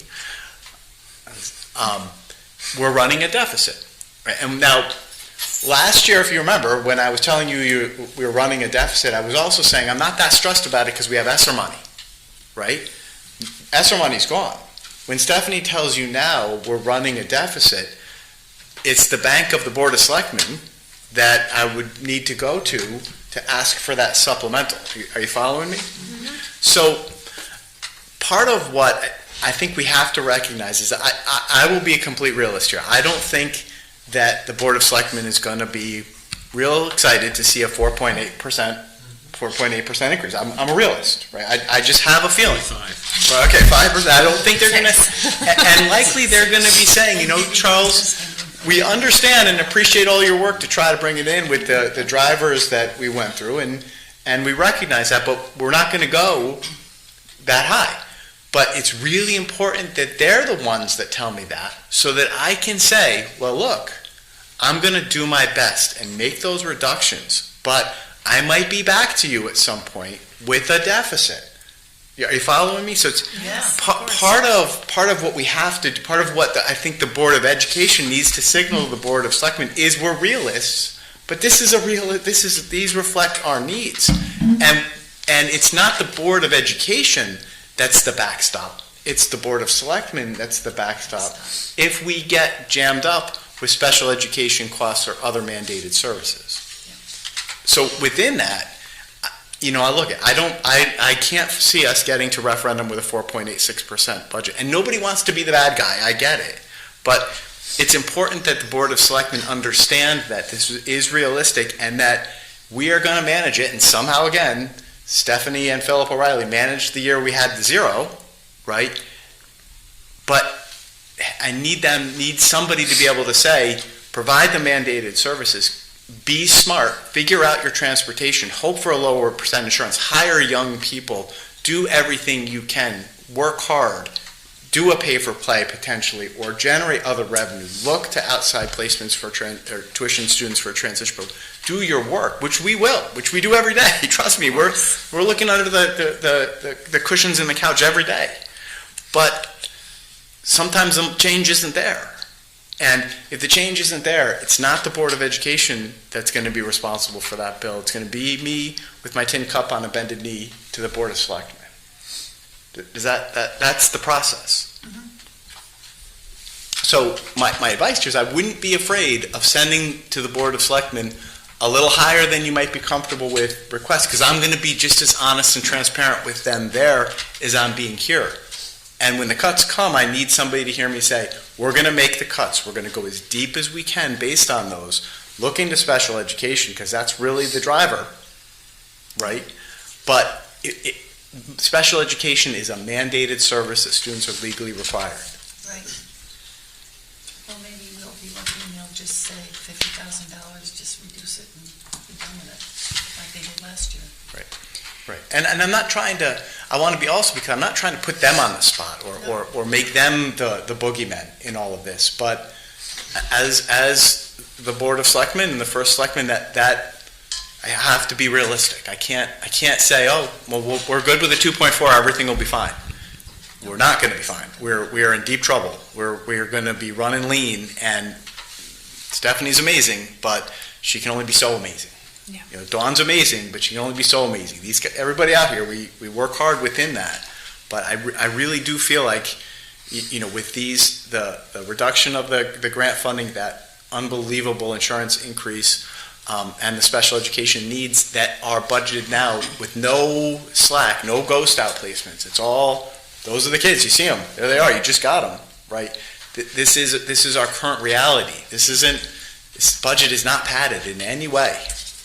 It may not be padded, but are we, and Meg said this earlier in an email, are we thinking outside the box? Are we looking at things differently? And the thing that popped in my mind, because there's not a lot of control in the special ed, but instead of sending people out, is there a number that we get to that we can bring something in-house? We got all this space. Can we be a place where people send their kids, maybe the number 10 or 15, not every student, but maybe there's 5 or 6 or 7, we bring 5 or 6 from East Hampton or whatever, or Middletown, and we can create a little center where we're not spending $300,000 or $400,000, but maybe we're making $300,000 or $400,000. I'm just thinking, we got to start thinking outside the box, because this is not sustainable. And I didn't say anything. I was thinking the same thing as Tim, but I didn't say it. We didn't talk about it, about the closing the school. But I figured with the sight lines and the presentation next week, that hopefully we'll be going down that path, and that's the solution. If we weren't, I would be recommending that as well, that we consolidate. Yeah, and look, that's I think it's all of our recommendation. Yeah. How far we consolidate is still to be determined, but I don't think anybody, Dave, says what we're doing is efficient. It's not. We have way too much overhead, and believe it or not, we're overstaffed. We're just spread too thin. I do think announcing at this point that we were consolidating in September would send families and students into a total tailspin and would be pretty traumatic for the community.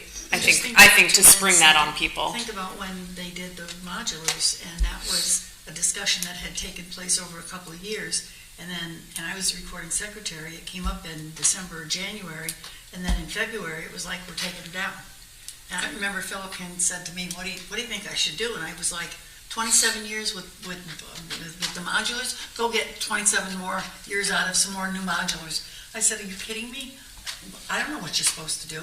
And the second grade went to third grade, and that was very traumatic for kids anticipating that change, didn't know the student, didn't know the principal. It was a nightmare. It's worked out and it was well done, but it was just one grade going and it was a nightmare.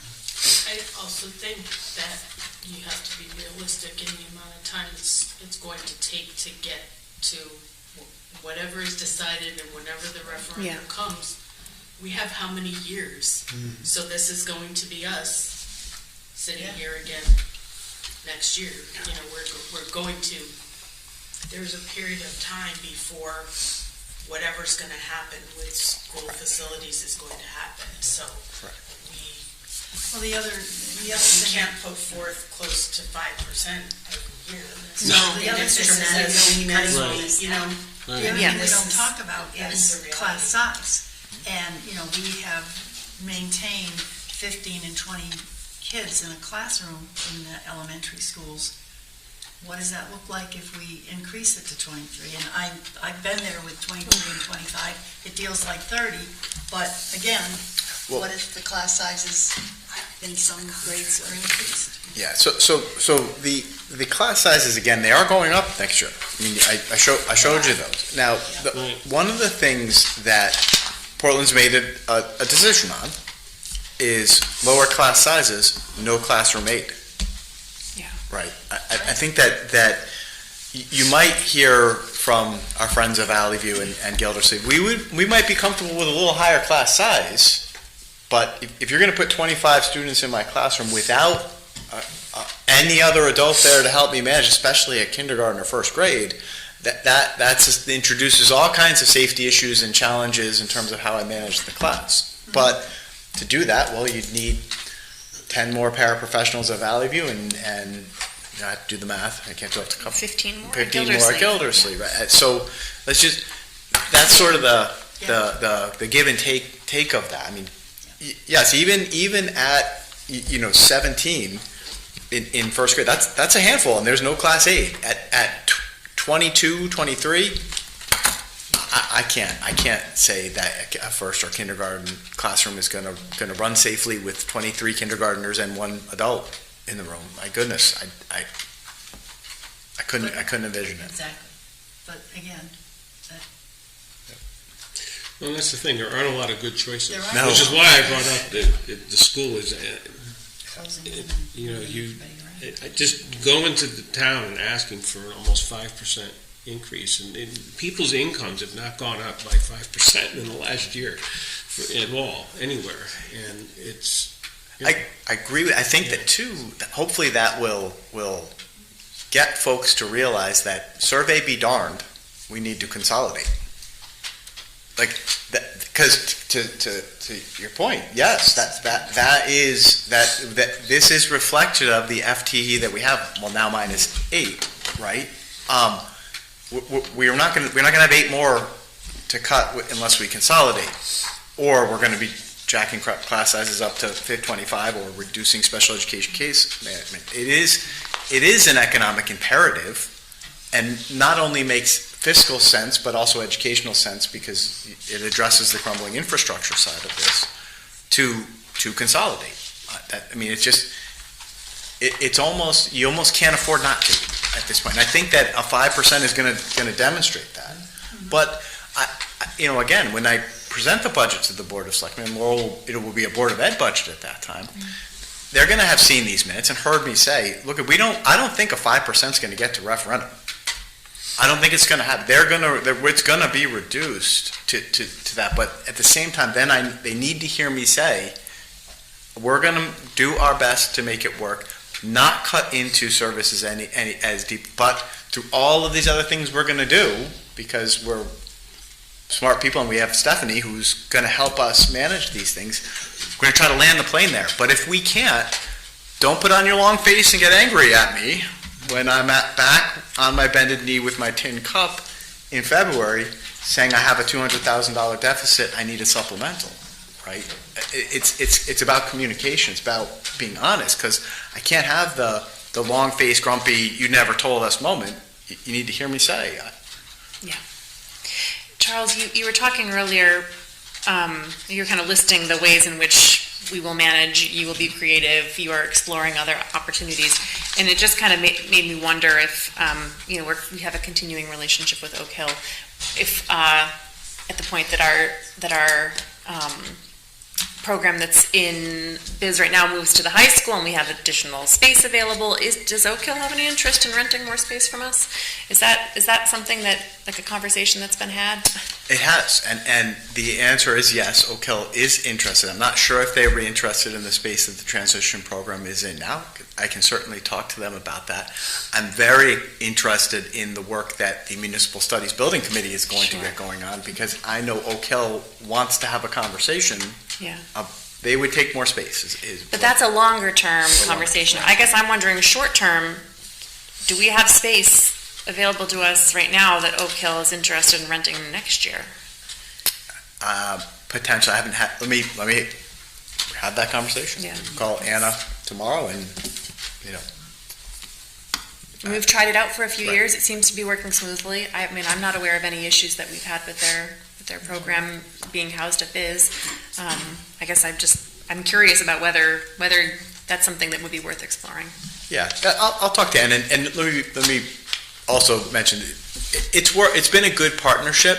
Like all partnerships, it's had its moments. Yeah. We've had some difficult conversations about managing things, but they've been responsive, and how by expanding their footprint at Brownstone, I really need to have an honest conversation with Mike and the faculty at Brownstone about what that might look like. Again, it's been a positive, healthy relationship, but like any relationship, there have been moments of some tension. Sure. Figuring it out. Yep, figuring it out.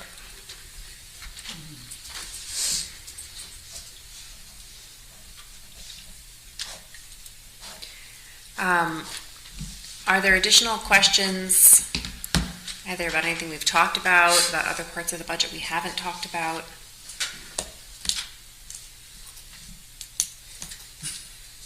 I also want to say I'm not actually looking for our board to take any action tonight on this budget. I think that this is a lot, and every year the budget process is challenging, but this budget is particularly challenging, and I want to, I know we're all giving it a lot of thought and consideration, and I want to make sure that we really give ourselves enough time to do this right. So I'm not going to ask for any action on this tonight, but do want everyone to have the opportunity to ask any questions and give it full consideration. I do have one question for Dawn, I guess, regarding Cheshire Fitness. I know you've reported to us in the past about it. Is it more cost-effective doing OT and PT as a service through Cheshire Fitness, or would it be more cost-effective to hire in-district? I think hiring. Yeah, for speech and language. Cheaper, yeah. The contract cost. We're gonna find some. So, unlike the speech position, which is a full-time, that takes a different shape to it, but we did some cost analysis with Cheshire Fitness, looking at our OT and our PT cost. And for what we require, like PT is only a day and a half. OT is about 3 days. So that's not, first of all, it's really hard to get a full-time or a part-time like that. Right. But second of all, when we have no overhead on this, we pay the flat rate and that's it. I mean, it's pretty, it evens out between the two. Even when we were looking at potentially putting in a full-time SLP, doing the math, we were looking at that, and it about breaks even. I mean, it looks like a larger chunk because their hourly rate is $80 or $100. So the initial looks really huge, but the reality is when you do the numbers, we don't pay anything else on these staff. We pay no benefits. We pay nothing other than the flat rate. So, but the OT and the PT are not huge amounts, and we would, in order to attract an OT or PT part-time like that, we'd be paying top dollar anyhow. Thank you. Dawn, I had a question following up on what David said before. Of students who are outplaced, are there similar enough needs that it warrants considering creating a more intensive program in district? Everybody that is outplaced either is so significantly impaired that we can't program for them in district. For example, we have a really comprehensive special ed teacher that's also a trained BCBA at Valley View, but we still have a student that we couldn't contain here for a variety of needs. Nobody gets outplaced because, and without really good due costs. We go through quite a vetting process to get to the point of an outplacement referral. With the older kids, especially with the social emotional needs, it usually has to do more with the fact that we're not a locked facility. We can't, if a student wants to leave a program, they leave the program and go walk around the building. And sometimes that attraction of their peers and the wider community is so much that keeping them contained so that they can work on the things that they need to work on, they need to be in a program that's going to be able to keep them separated. Okay. So that's the biggest issue. I mean, if we could solve a lot of this by creating a second harbor classroom, we would have done it. And we always look at that when we look at our numbers that are outplaced. But the places that our kids are going are really, they have great reputations for the work that they're doing. We're in the process of looking at a student that will probably be going to Gengras Center. Gengras is a top-notch program for the needs that this student presents. We've done everything we could for this student for 4 years. And the parent and the team all recognize at this point he needs to be going to that much higher level of care than we can provide here. Okay, thanks. But we are always looking at our programmings, and we always try, because our bridge program, our harbor program are all step up or step down models. So we have kids that come back from outplacement that go into that model as a step down, and kids prior to going to outplacement often are in one of our self-contained programs. Okay. Anything else? No. Thank you.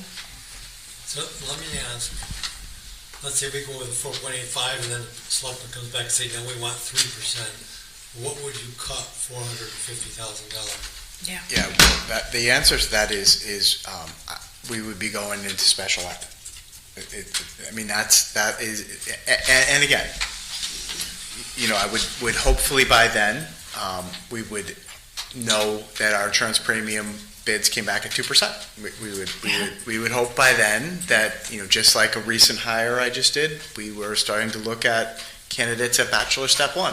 We would know by then, what other rabbits Stephanie's pulling out of the hat, right? So you're hoping for those little bits of natural savings that will add up. That's right. And so if the Board of Selectmen is like, it's 2.8, and by the time that they're saying 2.8, we're knowing the bids and starting to see the hiring and being creative with the transportation, that might not be as much of a body blow, right? But Dave's question is fair, though. So I hear you. I think we all hear you that we know how skilled you and your team are at doing that and figuring out how to find those little bit pockets of savings.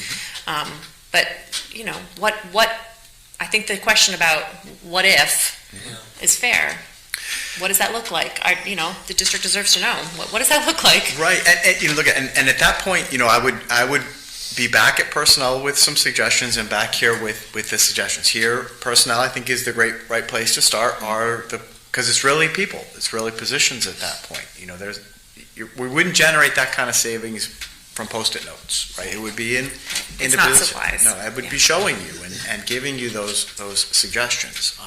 But then a lot of it is of course is to Dawn, right? And that's why if it got to that point, and nobody was comfortable with the staff reductions or raising class sizes to 25, which nobody would be, it would be important to say, now let us even start the summer, get into the summer and start working, start doing what we're doing and seeing, because we go to the plus or we go to the minus almost monthly, right? But it's important that the Board of Selectmen said to me, you're out of 2.8, I'd say, here are the things that I can do, and here are the budget pictures that are becoming clearer with insurance and other things. But if we're running a deficit next year, look, here you are. I might be coming back to you and saying, I need a supplemental. And you need to hear me say that to you now, so I don't create a furor by jacking class sizes up to 28. But it's really special education that drives this ship. And hey, at that point again, students can move out, but students can move in, right? Yeah. It's, the next Dawn is, and that's the other piece I just want to throw out there. Dawn is a remarkable veteran, talented special ed director, most talented special ed director I've worked with in my career. She's built these programs and is, as a function of that, is saving this district many millions of dollars through these programs. We're about to lose her, right? And you know, the next Dawn, I hope, comes in is as skilled as her, but it's going to be challenging for our next special ed director to come in, figure out the programmings, develop the relationship with the team, get going. And if that person is also managing a massive deficit and we're on his or her case to manage that, that's going to make that job for a first-year special ed director even more complicated, right? So, Dawn, you're going to be on speed dial. and just know that, like, I don't want to chop into her budget too much because I really don't want the new special ed director worried as much about money, although they will be, as it is learning about how to make sure our kids are getting the services they need and that our people are providing those services, right? So that's another knot in the neck for me and the whole team, because we have a lot. We need a good special ed director, my goodness, and we're losing one to retirement, richly deserved, but that is very much in the front of my mind. So we're going to come back here Tuesday for, Yeah. I would make a motion to the board that we just ask the superintendent to bring us back on Tuesday a 3.5% version of the budget. I don't know if anybody feels like they could second that, or it would give us something to look at and show that we've done our due diligence before we kick this over to the Board of Selectmen for them to act on it and do their part. I would second that. Okay, the motion has been made and seconded. Is there further conversation? I don't have the stomach to go any lower than we have right now until we look at some of the other options that we just talked about, the transportation and the pay-for-play things. So let me just make sure I understood Tim's request. Stephanie, I know your computer just died, but do the math. Just died. So from 1.36% 4.89, wherever we were at, 8.6, to 3.5, 1.36 is 240-something thousand, right? 1% is 240,000. 265. Which is about the one-time amount we had in last year's budget, right, or this year's. Right. So I think you're asking me to come back and share some ideas or what it might look like to reduce the superintendent's proposed budget by 265. 265,000. Is that the number that you're? I don't know, I don't know if that number's correct. I know 3.5% 4.8. is. We're at 4.5. 4.85. Yeah, just so I'm straight, are you asking for the ideas, or are you actually asking for a budget? 3.5. We'll come back with a proposal, right, well, he's already, You want to know what the cuts are that would Right, what would be equal proposed if we were gonna take that step? 1.36%. And I don't know that the Board of Selectmen would cut as deeply as what he was suggesting, but 322. 22. 3.5% feels like maybe it is a place we would end up. What did we get this year? What did we get? And I think, I don't want to interrupt you guys. 322,000. 322. They're doing the math. You're doing the math, I know, right? You're doing the math. Give them a moment to do the math. I know, right? 322. No, it's. Say that one more time, Charles. 322, and I'm assuming you wouldn't let me off the hook by saying, oh, the insurance increase will be 5%, right? I mean, No. so you'd want to see. Keeping that Yeah, We open the bids on Thursday. Oh, we do? you gotta hold your head up. That's news to me. What's on that? Thursday? We're reviewing the insurance bids Thursday, the 18th. Oh, So, yeah. Wow, well, so So we can maybe have there's that- special meeting time. Yeah, we can have that information in hand before we approve our budget. Yes. That's what you're saying. Yeah, Yeah, I wouldn't. well, it's only if the board approves it. Well, we have to send a budget to the Board of Selectmen, is what I'm saying. we have to. No, I'm just saying, Friday, we still have a January. motion on the table, that's what I'm talking about, is it not where Yes. we go down the road. Yeah, I know. What they're saying is that if they're receiving insurance bids, if you're seeing Next Thursday. insurance bids next Thursday, the 18th, you said, that we may not opt as a board to vote on a budget at all Tuesday until, anyway. on Tuesday, until Right, after we until receive after. the bids, because that could really impact us That one will. way or the other. Absolutely. So were you saying we wouldn't hold the meeting next Tuesday? No, we'll still have a meeting. We have a Okay. regular meeting scheduled, Oh, it's our regular meeting? unless it's a snow day. We can cross That's that true. It's bridge when we supposed to get snow there. Tuesday. I might work out for It's us. never gonna snow. But There is snow? yes, there's snow. Yeah. I I think with that, the news was, and I agree with you, if we're opening the bids Thursday, and you didn't tell me that today, practically I was driving a dead skunk to Yukon.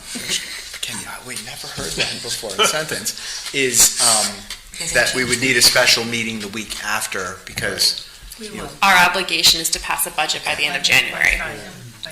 The last Friday of January, we have to hand it in. All right, so let's clarify. The motion that you've made, Tim, is you're asking Charles to bring us back what $322,000, 1.36% in cuts, in reductions to this current budget would look like. Yes. And the motion's been made and seconded. Is there any further discussion? I'll add that I don't take any issue with seeing what that looks like. I think, in fact, maybe it would be really good to see what does that look like. Maybe sobering. We know it would be sobering. This was sobering. This is sobering. This document is, giving me heart palpitations. So truly, it's keeping me up at night. So I think that it could be very sobering and good for us as a board, good for our community, good for our Board of Selectmen to see what does an additional $322,000 look like for our district and for our students. So, any further discussion? All in favor? Aye. Any opposed? Any abstentions? I'll abstain. Sarah abstains. Motion passes.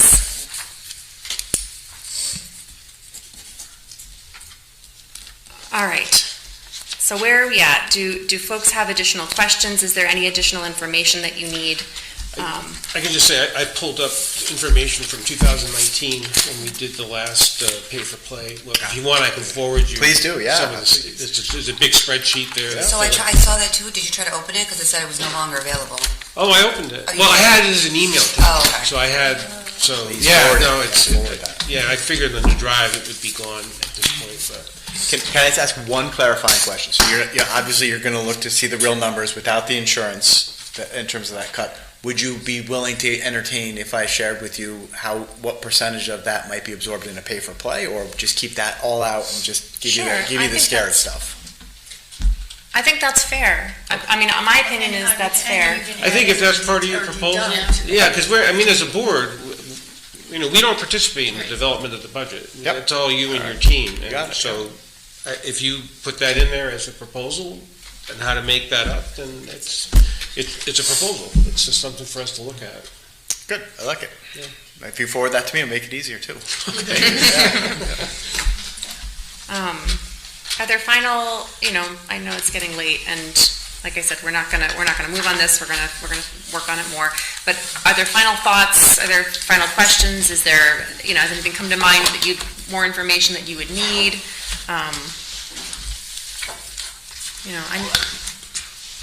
Just acknowledging that this is.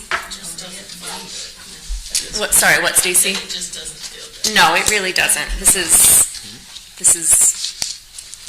really pretty awful. And I just heard a comment very recently from somebody in the district who said the climate and culture already just based on this.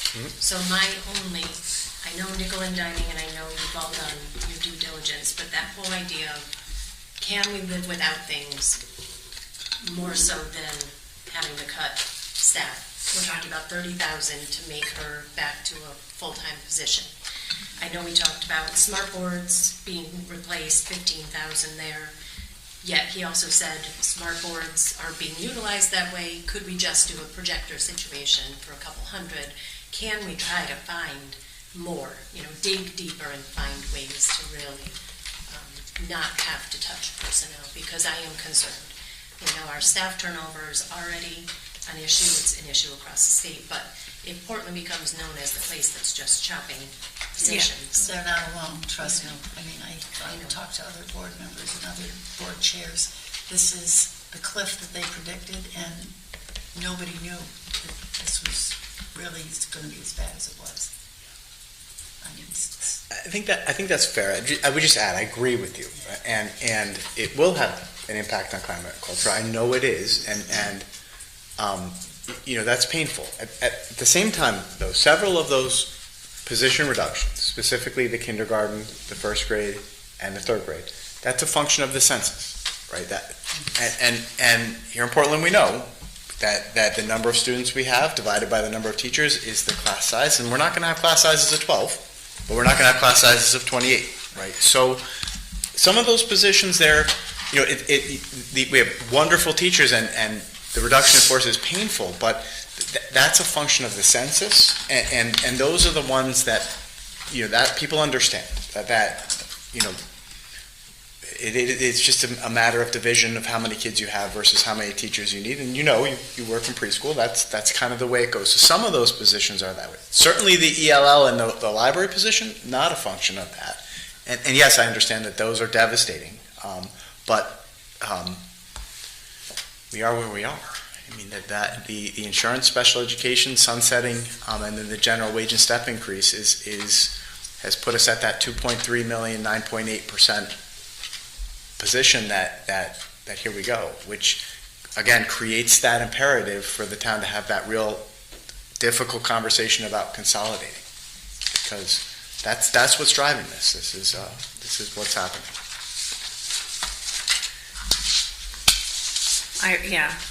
I hear you, Kim, and I would, and I hear you, Charles, too. But I'm feeling very similarly that I'm like I said, particularly concerned about these fifth round reductions. I'm really concerned about the library media specialist and what that means for meeting student needs for the WIN groups, because we will be seeing teaching and learning directly impacted by that reduction at the K-6 level, and that really concerns me. And I would say the same thing about the 0.5 FTE with social studies that you talked about not only increased class sizes, but reductions in class offerings.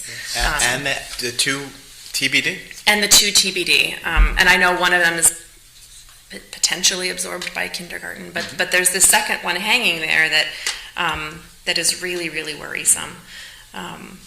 So I would say that those are very much still kind of top of my mind concerns about this budget, and you know, if somehow magically between now and next week we find some insurance savings or whatever, that I feel like those really are the places where I am most concerned at this moment. Fair. Other thoughts? Cave is going to go up to see the education committee next week. We get 20 minutes in front of them. What message would you like me to take from Portland? Because we decided as a group not to talk about the excess costs because they're studying special ed, and we're waiting for that to come to fruition, and the results of which will be available next year. In the car, as I was driving over, I was thinking of what I would say to Jeff Curry, who's the chairperson, and Doug McQuarrie, and it basically is this: with us ending with COVID and ending with the ESSER money, the nerve that legislators had to mandate stupid reading programs, and I'm going to say it, and other changes that were unfunded mandates, upending what was supposed to be the stability that would come after COVID, with increased special ed needs, therapeutic, kids needing therapeutic places to go, not just a behavior lab or something that we can do in-house. It just pisses me off that they're not going to listen again, and they're talking about universal pre-K and more legislation coming. That's what I'm going to say to them next week when I go. Retain teachers, absolutely. Yes. Seek teachers of color, because kids need to see people that look like them.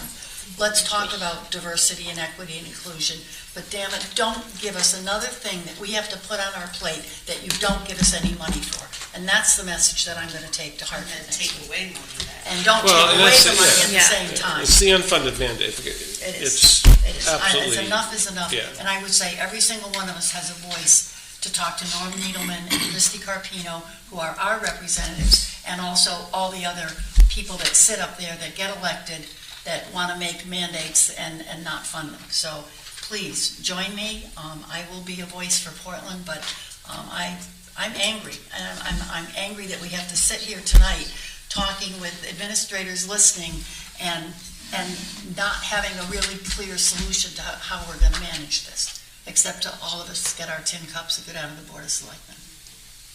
So, that's my stump speech. Get ready. Thank you, Thank you, Meg. Meg. I agree. Give them an earful. I really feel that way. It really angers me beyond. Well, if you wanted to point out that our ECS grant increased by $30,000. I'm going to. 30,000. Our special education costs have doubled in 2 years. Yep. And we've, yeah. Yeah, and we have to up in the reading program because we, yeah. Okay. Yeah, and there was a lot of back padding to get us the $30,000 increase for ECS too. So, Yeah. At one point they were talking about $700,000 increase. Wouldn't that have been? Well, wouldn't that have gotten us halfway Yes, towards where we need to be? Right where we need to be. Yeah. Exactly. Yeah. All right, folks. If there's anything further, yes, we do have a final. Oh, sorry. Throw the gavel. If board members have said their piece for the evening, we can save that. We can save the rest for Tuesday. And is that good? Everyone's okay? Yeah. Yes. All right. Then we're going to move on to our final public comment. If there's anyone in person or online who wishes to address the board, now's your chance. Do you have a question for someone asking us to read their comment for them? I don't know procedure-wise. I think as long as I identify them. As long as there's a name and an address, I think that's acceptable. If someone's willing to read that for them. Can you ask for your name and address?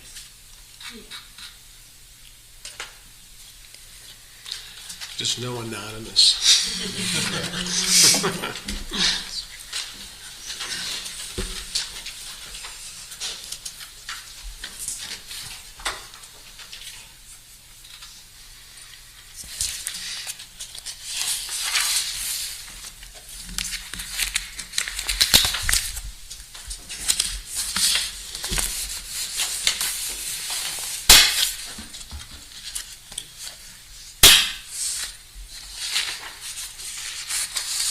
We have one from. We have one from Alicia Strong, 381 Gospel Lane, Portland, Connecticut. And it says, as a parent with young kids, this is all alarming. Is there a plan to talk to parents and see what they would like to be willing to support in terms or an increase? If you look at what happened in East Hampton last year, assuming the town doesn't want to invest in education increase may not be true. There's a second one from Aaron Benson of 49 Grove Street in Portland. If there is no clear solution tonight, who do we reach out to make our voice heard as a parent with children in Valley View and then incoming kids? So just to, because we don't do it back and forth, but to answer generally to anyone who's listening and is wanting to know how to communicate, you can always reach out directly to Dr. Britton. You can also send email communications to Dr. Britton and the full board so that we can hear you. And our next meeting is Tuesday, January 16th. Is that the correct day? Can I just make sure, Trish, did you get the names and addresses of those people? Thank you. Our next meeting is Tuesday, January 16th at 7 p.m. Same time, same place, and there's public comment on that agenda as well.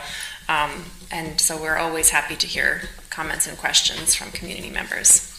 And is there anything in the private chat? No. Or wait, yeah. Alicia Strong asks, is there I have that one. Oh, you have it? Okay. No, nothing else. Okay, thank you. Thanks for reading those. All right, we are not taking action tonight. At this point, if there is a motion to adjourn, I think we would all like to hear it. So moved. Kim, is there a second? Kim, thank you. Any discussion? All in favor? Aye.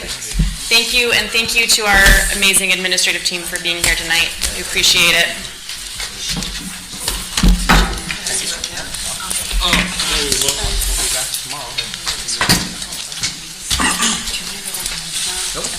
Yes. So cute, yeah. I actually have a shoreline superintendent's meeting more. so probably not. Yeah, well. I already have some ideas, but not good ones. All the stuff with my shoulder surgery and whatnot, so what's happened is I No. think it might be carpal tunnel. I My PT, I was wearing. think it's frankly. And I'm pulling out